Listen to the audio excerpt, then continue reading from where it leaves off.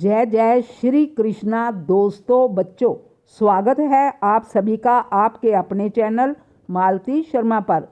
खर मास शुरू हो चुका है। साल में 2 बार खर मास लगता है। क्या होता है खर मास? इसके पीछे की क्या वजह है? क्यों नहीं कर सकते इन दिनों मांगलिक कार्य? दोस्तों बच्चों, खर मास तब आता है जब सूर्य धनु या मीन राशि में प्रवेश करते हैं। हर साल खर मास दिसंबर, जनवरी और मार्च, अप्रैल के बीच में लगता है। खर मास हिंदू पंचांग के अनुसार एक विशेष अवधि है जो सूर्य के धनु और मीन राशि में प्रवेश करने के दौरान आती है। ये समय लगभग 30 दिनों का होता है। इन दिनों सभी मांगलिक कार्यों को करने की मनाही होती है। धार्मिक मान्यताओं के अनुसार सूर्य देव धरती के संचालन के लिए लगातार 7 घोड़ों के रथ पर सवार होकर पृथ्वी की परिक्रमा करते हैं। लेकिन खर मास के दौरान सूर्य देव की गति धीमी हो जाती है। आज के वीडियो में मैं आपको खर मास से जुड़ी एक कथा सुनाऊंगी और ये भी बताऊंगी कि कौन कौन से ऐसे कार्य हैं जिनको खर मास के दौरान नहीं करना चाहिए और कौन से ऐसे कार्य हैं जिनको खर मास के दौरान करना चाहिए, जिसका वर्णन मार्कंडेय पुराण में मिलता है।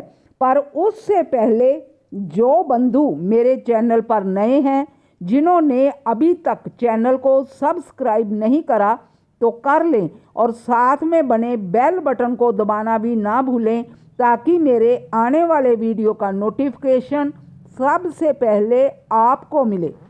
एक पौराणिक कथा के अनुसार सूर्य देव अपने 7 घोड़ों के रथ पर सवार होकर ब्रह्मांड का चक्कर लगाते हैं, जिससे समय की गति बनी रहती है।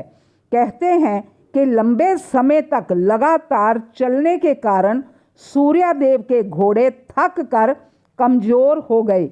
जब सूर्य देव ने घोड़ों की दयनीय दशा देखी तो उन्हें उन पर दया आई। सूर्य देव घोड़ों को आराम देने के लिए एक तालाब के निकट ले गए, लेकिन रथ को रोकना संभव ना था क्योंकि रथ रुकने से जनजीवन ठहर जाता। तभी उन्होंने तालाब के पास 2 गधे देखे। सूर्य देव ने गधों को रथ में जोत दिया।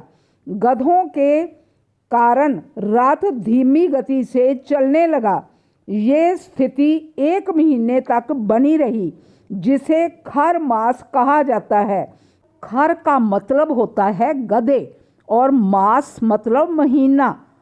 खर मास रथ की गति कम होने के कारण सूर्य देव का तेज भी वैसा नहीं होता जैसा बाकी महीनों में होता है।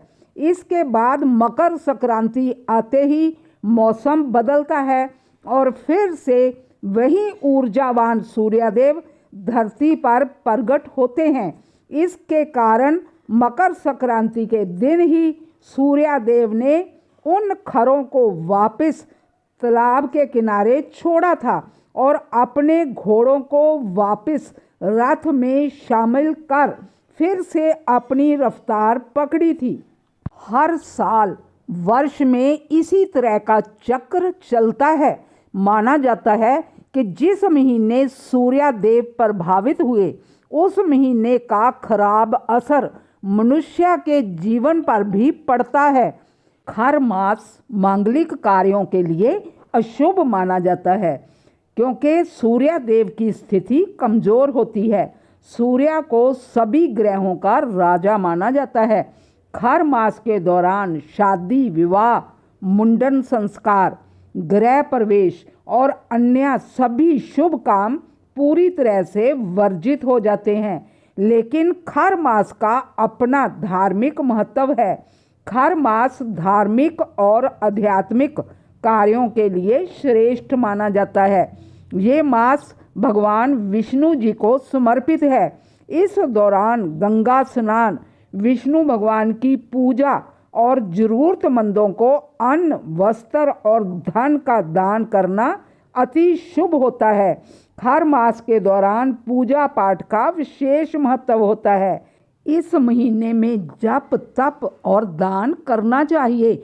ऐसा करने से अक्षय पुण्य की प्राप्ति होती है।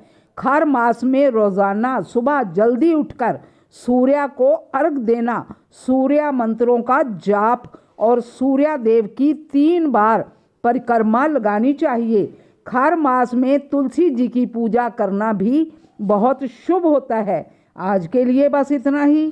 फिर मिलती हूँ अगले वीडियो के साथ। जानकारी अच्छी लगी हो तो कमेंट बॉक्स में ओम सूर्याय नमः लिखना मत भूलना। बोलो सूर्य नारायण भगवान की जय।